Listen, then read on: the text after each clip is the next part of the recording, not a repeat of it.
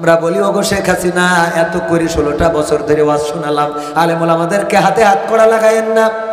দাড়িওয়ালা টুপিওয়ালাদের দেখে আপনি তাদের দেখে হিংসার বর্ষবর্তী হয়ে মামলা দিয়ে গ্রেফতার করে রিমান্ডে নিয়ে নির্যাতন করিয়েন না। ইসলামী আন্দোলনের নেতা কর্মীদেরকে ফাঁসির কাস্টে ঝুলিয়েন না। মামুনুল হককে ছেড়ে দেন, আমির হামজাকে মুক্তি দেন, আজহারি ভাইকে দেশে এনে দেন, আল্লামা সাইদিকে কোরআনের কথা বলার জন্য সুযোগ করে দেন। এমনি ভাবে আমরা দাবি জানালাম জানালাম জানালাম জানালাম, শুনলো না। এরপরে যখন বিপদে পড়েছে তখন আবার এই আল্লাহর ওলি যে সকালবেলা উঠেই যায় নামাজ খোঁজে, তারপরে ফজরের নামাজ পড়ে কোরআন পড়ে দিনের শুরু করে, সে আবার বলল আল্লাহ তোমার দরকার নেই। দাদারে বলল দাদা হেলিকপ্টার পাঠাও। কথা কয় না? আশ্রয় চেয়েছে কার কাছে? দাদার কাছে। দাদা আশ্রয় দিয়েছে ঠিকই, কিন্তু আমার মন বলে শেখ হাসিনাকে বললো যেহেতু আশ্রয় পাইছিস এখন করার দিয়ে যত চিরা হবে চুপ থাকতে হবে, তা নইলে কিন্তু ধানমন্ডি 32 নম্বরে থাকবে। কথা কি বোঝা গেছে? একদম মিলাই নেন, দেখেন যেই কথা বলেছে সেই ধানমন্ডি শেষ। আবার যদি কথা বলে হয়তো টঙ্গিও শেষ হয়ে যাইতে, টুঙ্গি পাড়া না থাকতে পারে। এই জন্যে মাঝে মাঝে আমাদের ওয়াজ শুনবেন, কাজে লাগতে পারে না আমার মাইকালা ভাইয়েরা। সুতরাং আমাদের ওয়াজ শোনারও দরকার আছে না নাই? শোনা পাখি শুনলে কাজে লাগবে, না হইলে বলে শেখ হাসিনার মতো চলি যে ঘেরাত ঘেরাত ঘেরাত সাউন্ড করা যাবে না, করলি দেখা যাবে মাইকটাই ভেঙে দেয়। ক্ষমতায় কেউ স্থায়ী হয় না, হোক না সে হাসিনা কিবারে না, সে আরটা চিরকাল থাকে না। ক্ষমতায় কেউ স্থায়ী হয় না, মুজিবুর বেশি দিন থাকেনি, জিয়াউর কেউ তো রাখেনি। মুজিবুর বেশি দিন থাকেনি, জিয়াউর কেউ তো রাখেনি। এরশাদ চলে গেছে পৃথিবী ছেড়ে, এরশাদ চলে গেছে পৃথিবী ছেড়ে, কেউ আজ তার কথা কয় না। ক্ষমতায় কেউ স্থায়ী হয় না, হাসিনা ক্ষমতা ধরে রাখতে আয়না ঘর বানিয়েছিল, জনগণের রোশানলে দাদার দেশে পালিয়ে গেল। হাসিনা ক্ষমতা ধরে রাখতে আয়না ঘর বানিয়েছিল, জনগণের রোশানলে দাদার দেশে পালিয়ে গেল। ডিবি হারুনের পাশে আর, ডিবি হারুনের পাশে আর পরিমণিদের দেখা যায় না। ঠিক না বেঠে? ক্ষমতায় কেউ স্থায়ী হয় না, হোক না সে হাসিনা কিবারে না, সে আরটা চিরকাল থাকে না। ওয়াজ এত করলাম, এত শোনালাম, আমার মাইকালা ভাইদের মতো প্রতি মাহফিলে যায় ওয়াজ শোনে, কিন্তু এইটা দিয়ে শুনে এইটা দিয়ে বের করে দেয়। যদি আমার মাইকালা ভাইয়েরা ওয়াজ শুনতেন নিয়মিত, ওদের যত ভাড়া হয় এতদিন আমাদের থেকে বড় বক্তা হয়ে যেত। বলেন ঠিক? সিঁড়িতে যখন পা রাখলাম তখন ফেরেশতা জিবরাইল বলল ওগো বিশ্বনবী, সেও যেন ধ্বংস হয়ে যায় যার এই দুনিয়ার পরে মা বাবা অবশিষ্ট আছে, অথবা তাদের মধ্যে কোনো একজন অবশিষ্ট আছে, কিন্তু সে জান্নাতের সার্টিফিকেট নিতে পারলো না, জান্নাতটা হাসিল করতে পারলো না, সেও যেন ধ্বংস হয়ে যায়। আমি বললাম আমিন। আর 3 নম্বর হলো ফেরেশতা জিবরাইল বললেন ওগো নবী, সেও যেন ধ্বংস হয়ে যায় যে ব্যক্তিটি তার জীবনে গোটা রমজান মাসটা পাইল, রমজানের চাঁদ উদয় হলো এবং শাওয়াল মাসের 1 তারিখ পর্যন্ত রমজান পাওয়ার পরে জীবনের গুনাহগুলো মাপ চেয়ে নিতে পারলো না, সেও যেন ধ্বংস হয়ে যায়। আমি বললাম আমিন। ওগো আমার ভাইয়েরা বলেন, যদি ফেরেশতা জিবরাইল দোয়া করে, আল্লাহর রাসূল যদি বলে আমিন, এই দোয়া কবুল হবে না? হবে না? 3 বার বলেছেন 3টা লাইনে। 1 নম্বর, নবীর নাম শুনবে কিন্তু সাল্লাল্লাহু আলাইহি সাল্লাম বলবে না। 1 মজলিসে একবার বললে হক আদায় হবে, তবে বারবার বলা উত্তম। 1 মজলিসে বারবার বলতে হবে এমন নয়, এটা মাথায় রাখবেন। বারবার বললে ভালো, কিন্তু যদি একবারও না বলেন তাইলে আপনার পরে আল্লাহর রাসূলের বদদুয়া। কি দোয়া? আল্লাহর রাসূল জিবরিল আলাইহিস সালামের বদদুয়া। 2 নম্বর, পিতা মাতা বেঁচে আছে কিন্তু জান্নাত হাসিল করতে পারে নাই। অনেক সন্তান আছে পিতামাতার কমান্ড মানে না, পিতামাতাকে গালমন্দ করে, পিতামাতার উপরে কথা বলে, পিতামাতার দিকে চোখের রাঙ্গানি দেয়, পিতামাতাকে ধমক দেয়, এটা করে দিবা নাইলে কিন্তু তোমার খবর আছে, আব্বা এটা করে দিতে হবে। আছে না নাই? আজকালকার যুবক অনেক আছে পিতামাতাকে সম্মান করে না, শ্রদ্ধা করে না। এমন যদি কোনো যুবক কোনো কিশোর থেকে থাকো, আজকে হেদায়েত আল্লাহ রাব্বুল আলামিন যেন হেদায়েত নসিব করে দেয়। নিয়ত করো আমার যুবকেরা, আমার কলিজার টুকরারা, মায়ের সাথে খারাপ আচরণ করা যাবে? ওগো মা তুমি এই ধরনের শ্রেষ্ঠ নিয়ামত, তোমারই পদ তলে রয়েছে জান্নাত, তোমারই পদ তলে রয়েছে জান্নাত। এই পৃথিবী থাকতো ওগো ফুল পাখিহীন, এই পৃথিবী থাকতো ওগো মায়ামহীন, এই পৃথিবী থাকতো ওগো ফুল পাখিহীন, এই পৃথিবী থাকতো ওগো মায়ামহীন। যদি না পেতাম তোমার, যদি না পেতাম মায়ের মায়ারি হাত, যদি না পেতাম মায়ের মায়ারি হাত, ওগো মা তুমি এই ধরনের শ্রেষ্ঠ নিয়ামত, তোমারই পদ তলে রয়েছে জান্নাত, তোমারই পদ তলে রয়েছে জান্নাত। কোরআনে আল্লাহ তাআলা তারই পরে মা বাপের কথা দিলেন, তাদেরও প্রতি সদা এহসান তরে, এহসান তরে। কোরআনে আল্লাহ তাআলা তারই পরে মা বাপের কথা দিলেন, তাদেরও প্রতি সদা এহসান তরে, এহসান তরে। তাদেরই খুশিতে যে আল্লাহর সন্তোষ, তাদেরই রাগে তারাপ হয়ে যাওয়া সন্তোষ, তাদেরই খুশিতে যে আল্লাহর সন্তোষ, তাদেরই রাগে তারাপ হয়ে যাওয়া সন্তোষ। খোদারি রহমতারা, খোদারি রহমতারায় ধরার বরকত, খোদারি রহমতারায় ধরার বরকত।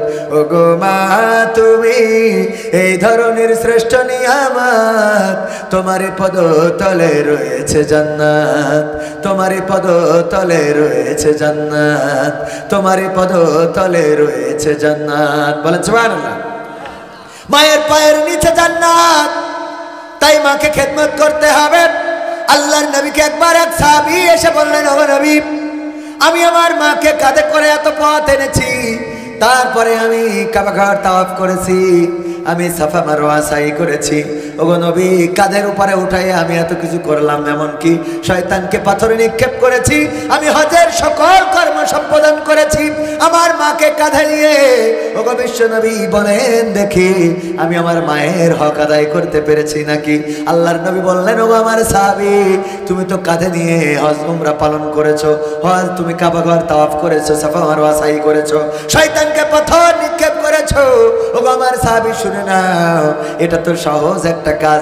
তুমি যদি তোমার গায়ের চামড়া কেটে দিয়ে তোমার মায়ের পায়ের জুতা বানিয়ে দিতে, তারপরে আল্লাহ রাব্বুল আলামিন যে তোমার মাকে তোমার এত বড় নিয়ামত করে দিয়েছেন যে তুমি তোমার মায়ের দুগ্ধ যে পান করেছো তার এক ফোঁটা দুধের ঋণ শোধ হতো না, এক ফোঁটা দুধের ঋণ শোধ হতো।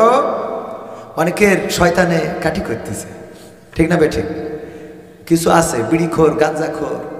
আল্লাহ কোরআনের মাজলিসে সবাইকে কবুল করেন, এখানে সবাই বসে থাকতে পারবে না, কারণ সবাই যদি এখানে বসে থাকতো তো আব্দুল্লাহ বিন উবাইর জন্য জাহান্নাম তৈরি হইতো না। জাহান্নাম কয়টা? কয়টা? 7টা। অনেকেই বলে জাহান্নামের দরজা 7টা। যাই হোক, ও নিয়ে তর্ক করার দরকার নেই। যাই হোক, 7টা শ্রেণী জাহান্নামের। আর জান্নাত কয়টা? 8টা। জান্নাত যে সবচেয়ে ছোট জান্নাত পাবে, তার জান্নাতের প্রশস্তটা কতটুকু হবে বলেন? আমার মাইকেলা ভাইরা বলেন দিন, এত ওয়াজ শোনেন। ছোট জান্নাত যে পাবে সবচেয়ে, হ্যাঁ, 10 দুনিয়া সমান। ওয়াজ খালি ওই যেই মেশিন খাটালি হবে না, শুনে কিছু আমল করতে হবে। শেখ হাসিনার মতো ওয়াজ শুনবে তো মানবে না, এই জন্যই। হ্যাঁ, ওবায়দুল কাদের কি করতে হবে? নিয়ে আসতে হবে।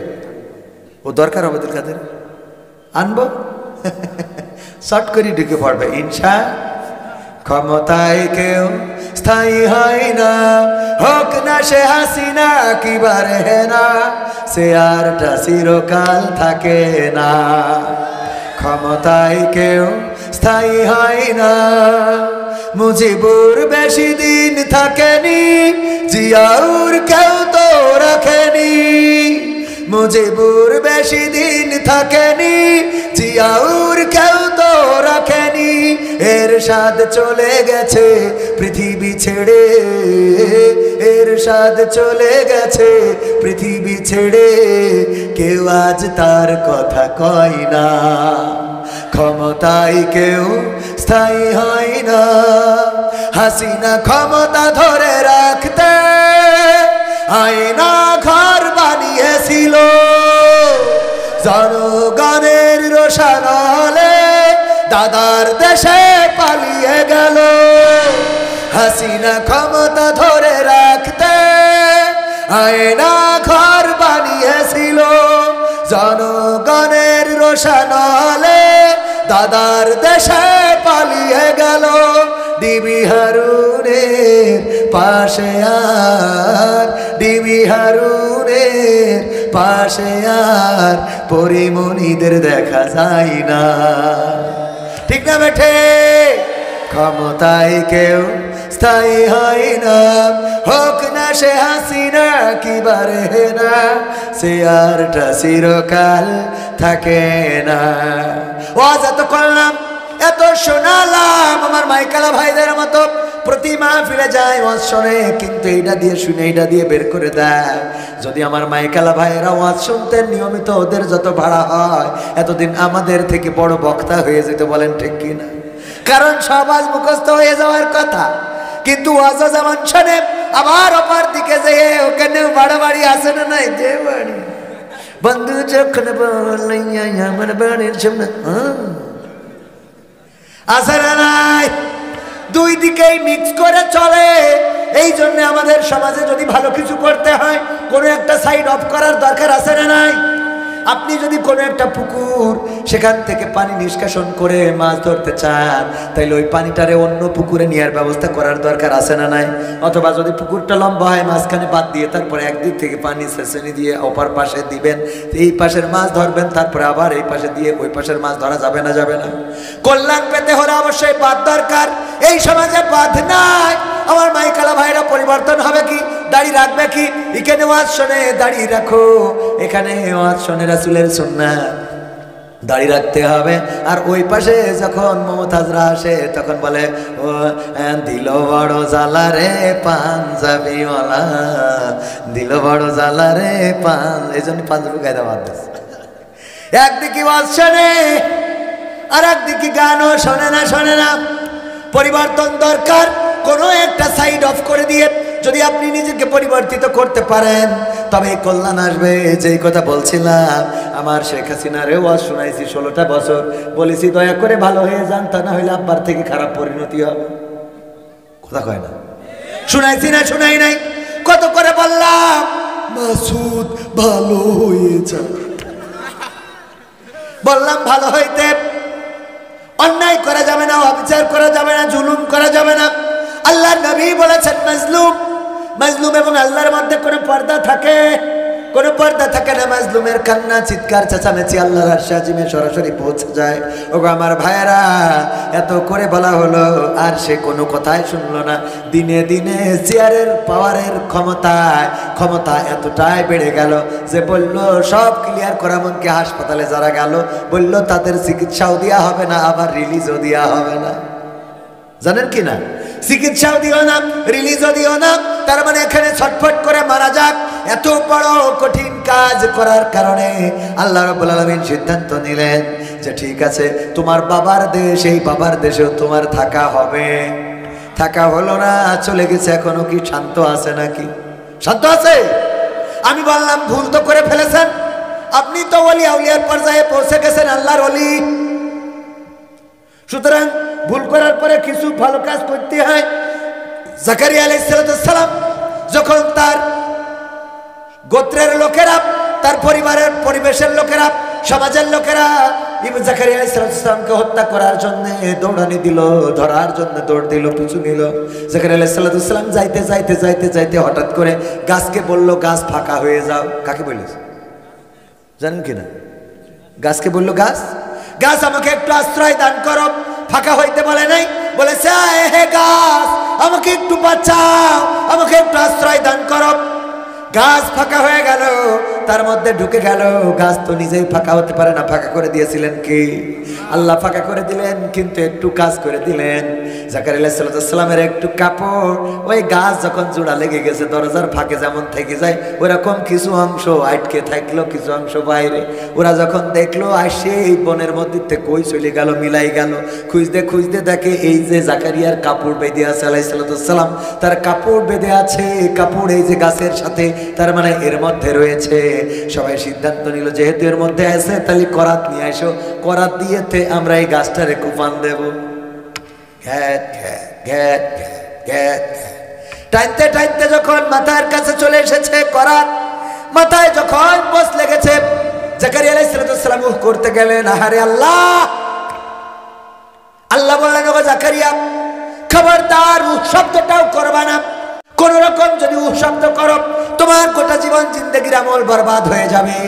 কারণ তুমি আমার কাছে আশ্রয় না চেয়েছিলে কার কাছে? গাছের কাছে বলেছো গাছ আশ্রয় দাও, বাঁচা।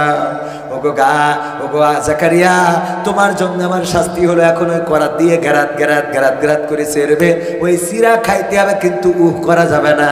যদি উহ করো তাইলে গোটা জীবন জিন্দেগির আমল বরবাদ হয়ে যাবে। আমরা বলি ওগো শেখ হাসিনা, এত করে 16টা বছর ধরে ওয়াজ শোনালাম, আলেমুল আমাদেরকে হাতে হাত করা লাগায়েন না। দাড়িওয়ালা টুপিওয়ালাদের দেখে আপনি তাদের দেখে হিংসার বর্ষবর্তী হয়ে মামলা দিয়ে গ্রেফতার করে রিমান্ডে নিয়ে নির্যাতন করিয়েন না। ইসলামী আন্দোলনের নেতা কর্মীদেরকে ফাঁসির কাস্টে ঝুলিয়েন না। মামুনুল হককে ছেড়ে দেন, আমির হামজাকে মুক্তি দেন, আজহারি ভাইকে দেশে এনে দেন, আল্লামা সাইদিকে কোরআনের কথা বলার জন্য সুযোগ করে দেন। এমনি ভাবে আমরা দাবি জানালাম, শুনলো না। এরপরে যখন বিপদে পড়েছে তখন আবার এই আল্লাহর ওলি যে সকালবেলা উঠেই যায় নামাজ খোঁজে, তারপরে ফজরের নামাজ পড়ে কোরআন পড়ে দিনের শুরু করে, সে আবার বলল আল্লাহ তোমার দরকার নেই। দাদারে বলল দাদা হেলিকপ্টার পাঠাও। কথা কয় না? আশ্রয় চেয়েছে কার কাছে? দাদার কাছে। দাদা আশ্রয় দিয়েছে ঠিকই, কিন্তু আমার মন বলে শেখ হাসিনাকে বললো যেহেতু আশ্রয় পাইছিস এখন করাত দিয়ে যত চিরা হবে চুপ থাকতে হবে, তা নইলে কিন্তু ধানমন্ডি 32 নম্বরে থাকবে। কথা কি বোঝা গেছে? একদম মিলাই নেন, দেখেন যেই কথা বলেছে সেই ধানমন্ডি শেষ। আবার যদি কথা বলে হয়তো টঙ্গিও শেষ হয়ে যাইতে, টুঙ্গি পাড়া না থাকতে পারে।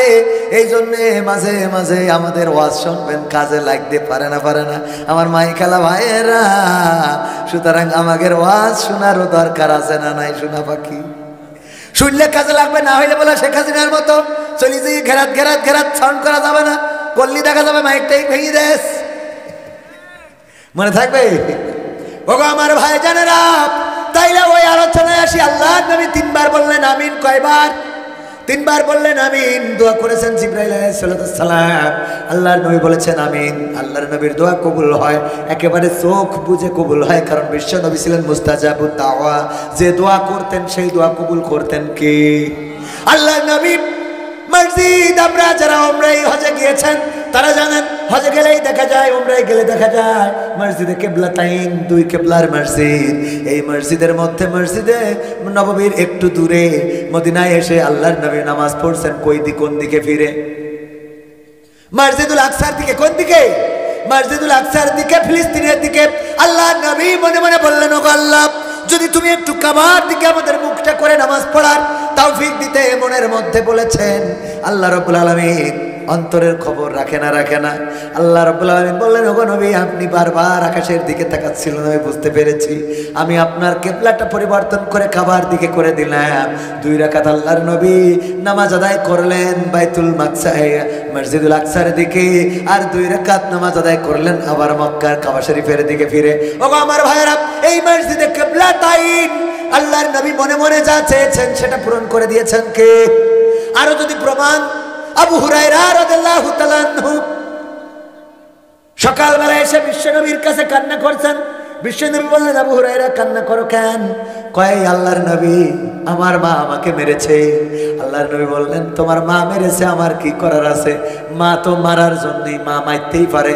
এই ব্যাপারে আমি নবী মুহাম্মদ আমার এর বাইরে যাওয়ার, এর বিরুদ্ধে আপিল করার, তুমি যদি আপিল করো এটার বিচার করার ক্ষমতা আমাকে কে দেয় নাই? মা মেরেছে এর ক্ষমতা, এই বিচারের ক্ষমতা আমাকে আল্লাহ দেয় নাই। তো তোমার মা তোমাকে মেরেছে, আমার কিছুই করার নাই, কেন মারল? ওগো নবী, আমি গতকাল রাত্রে একটু দেরি করে বাড়িতে ফিরেছি, আপনার কাছে ছিলাম। দেরি করে বাড়িতে ফেরার পরে মা জিজ্ঞাসা করলো কোথায় ছিলি?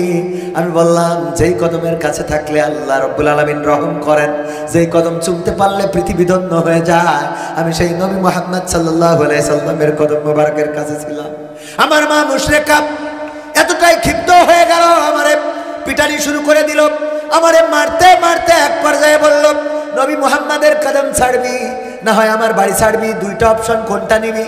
আমি বললাম ওগো মা, আমি তোমার কদম কেন গোটা দুনিয়া ছেড়ে দিতে পারি, কিন্তু নবী মুহাম্মাদের কদমটা ছাড়তে পারি না। এই বলার কারণে মা আমার গলা ধরে বাড়ি থেকে বের করে দিয়েছে।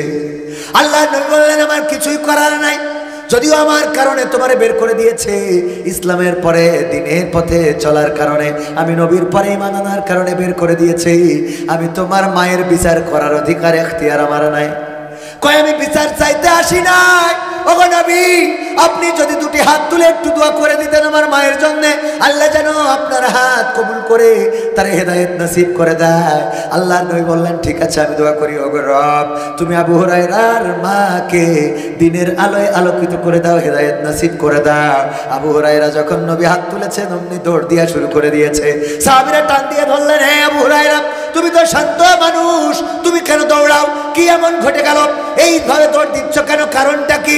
আবু হুরায়রাকে টেনে ধরার পরে আবু হুরায়রা বলল তোমরা ছেড়ে দাও, ওগো নবীর সাহাবীরা আমাকে টেনে ধরো না, আমাকে একটু বাড়িতে যাইতে দাও, আমি আজকে একটু পরীক্ষা করে দেখতে চাই আমি দৌড়ায় নবীর দরবার থেকে বাড়িতে ফিরলাম নাকি আল্লাহ রাসূলের দুয়ার শাজিম থেকে আমার বাড়িতে আগে পৌঁছে গেছে।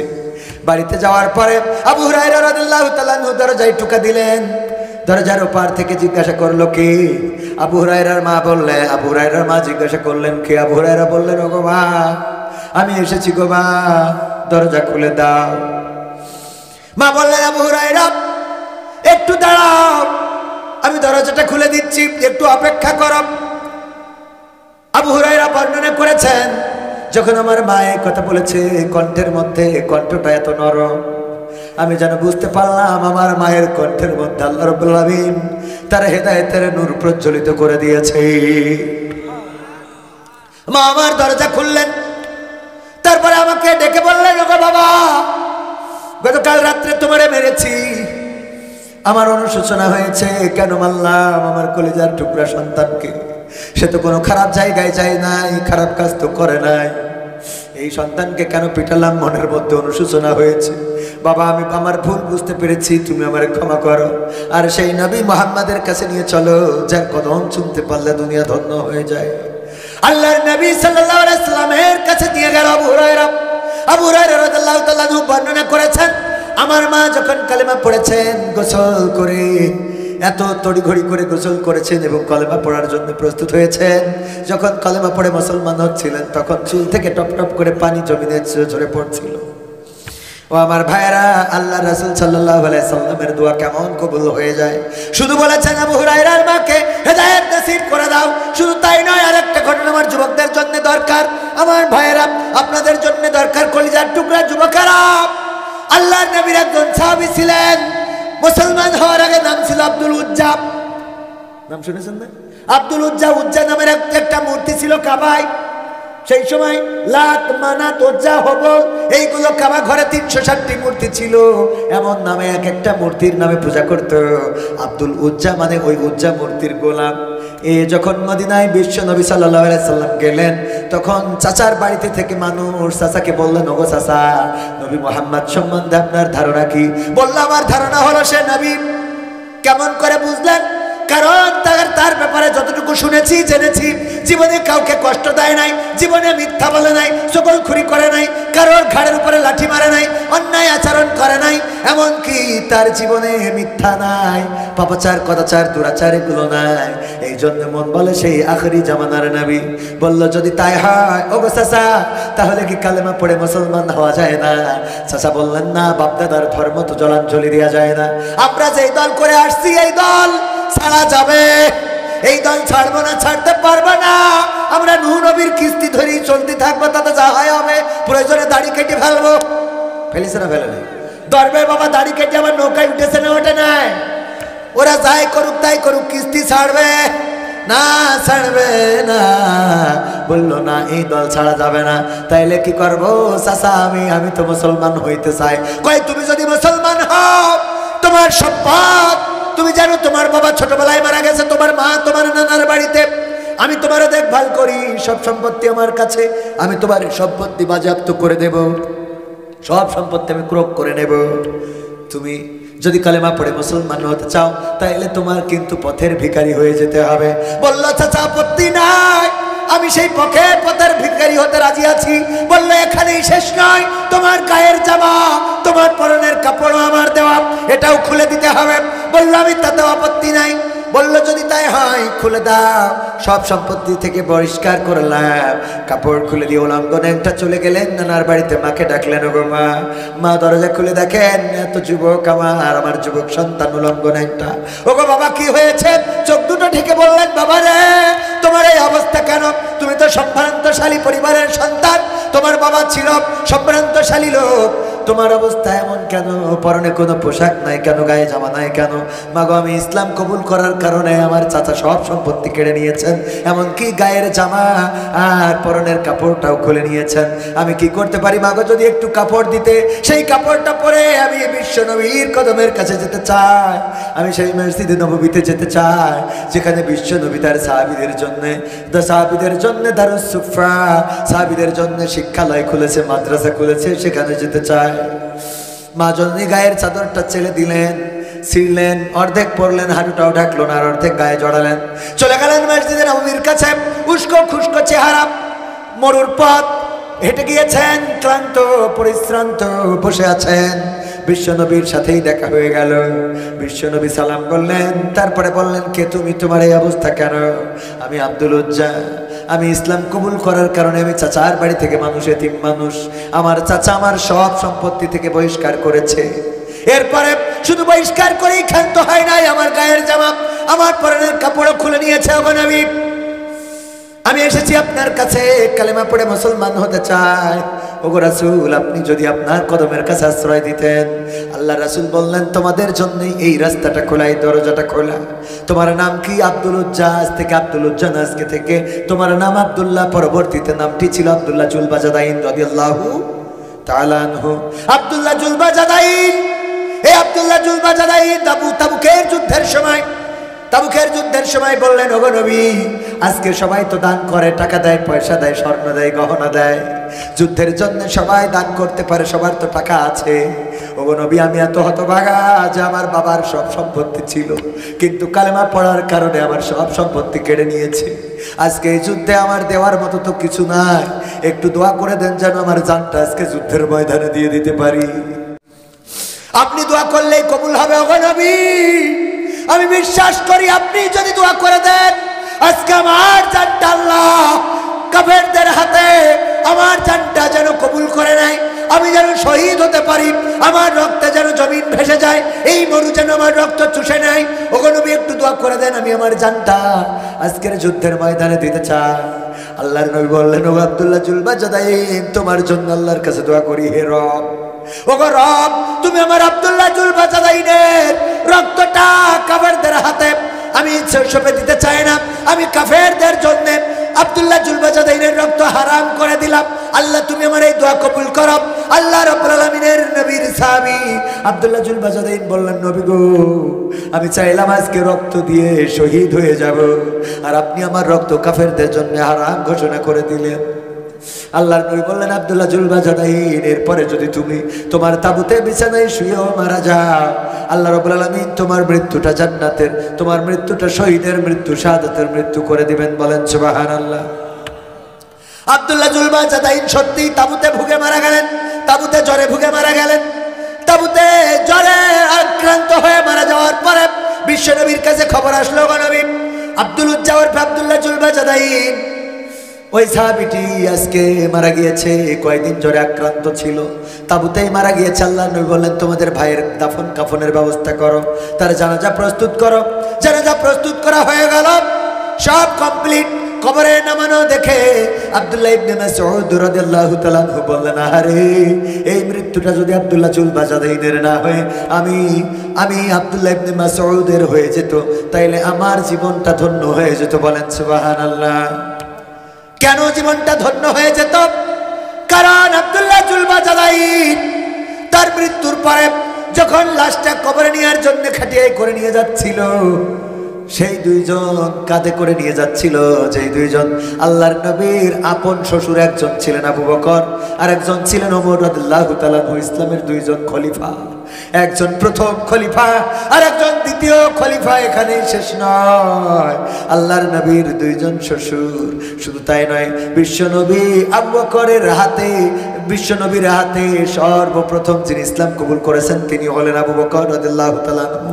আর ওমরের ব্যাপারে বিশ্বনবী বলেছেন, আমার পরে কোনো নবী আসবে না, আমার পরে যদি কোনো নবী আসতো তাইলে ওমর হয়ে যেত স্বয়ং নবী। এই দুইজন কাঁধে করে নিয়ে যাচ্ছেন আর আলো ধরে রেখেছেন এমন একজন যিনি ইসলামের প্রথম মুয়াজ্জিন, যার মুয়াজ্জিন থেকে বাদ দেওয়ার কারণে সুবহ সাদিক হয় নাই, সেই বেলাল রাদিয়াল্লাহু তাআলা আনহু। তিনি আলো ধরে আছেন কবরের কাছে, আর কবরে নেমে গিয়েছেন স্বয়ং বিশ্বনবী সাল্লাল্লাহু আলাইহি ওয়াসাল্লাম। হাতে গোনা কয়েকজনকে আল্লাহর রাসূল নিজ হাতে করে কবরে নামিয়েছেন। তার মধ্যে আব্দুল্লাহ জুলবাজাদাইনের ভাগ্যটা ছিল। আব্দুল্লাহ জুলবাজাদাইনের কবরে লাশটা নামানোর জন্য আল্লাহর নবী সাল্লাল্লাহু আলাইহি সাল্লাম নিজেই কবরে নেমে গিয়েছেন। তারপরে কবরে ওই লাশটারে যখন নামালেন, নামিয়ে রাখার পরে আল্লাহর কাছে দুটি হাত তুললেন, ওগো রব, ওগো রব, ওগো আল্লাহ, আজ সন্ধ্যা পর্যন্ত আমি আব্দুল্লাহ জুলবাজাদাইনের উপরে সন্তুষ্ট ছিলাম, আজ সন্ধ্যা পর্যন্ত আমি তোমার বান্দা আব্দুল্লাহ জুলবাজাদাইনের উপরে সন্তুষ্ট ছিলাম। ওগো রব, তুমি দয়া করে আমার আব্দুল্লাহ জুলবাজাদাইনের উপরে সন্তুষ্ট হয়ে যাও। যদি আল্লাহর রাসূল কোন সাহাবীর জন্য এই দোয়া করতে পারে, ওই সাহাবীর জন্য জান্নাত কি আর দোয়া বাকি থাকে? বাকি থাকে? ওগো আমার ভাইয়েরা, এমন ভাগ্য, আল্লাহর রাসূল দোয়া করলে সেটা কবুল হয়ে যেত, মুস্তাজাবুদ দাওয়া। সুতরাং আল্লাহর রাসূলের দোয়া আমাদের রোজার জন্য, আমাদের পিতামাতার জন্য, আল্লাহর রাসূল সাল্লাল্লাহু আলাইহি সাল্লামের নাম শোনার পরে যদি সাল্লাল্লাহু আলাইহি সাল্লাম না বলি, দুরূদ না পড়ি, তাইলে আমাদের জন্য দোয়া করেছেন ফেরেশতা জিবরাইল, আর আমিন বলেছেন বিশ্বনবী সাল্লাল্লাহু আলাইহি সাল্লাম। সুতরাং এই দোয়া কবুল হবে এতে কোনো সন্দেহ কি আছে? সন্দেহ আছে?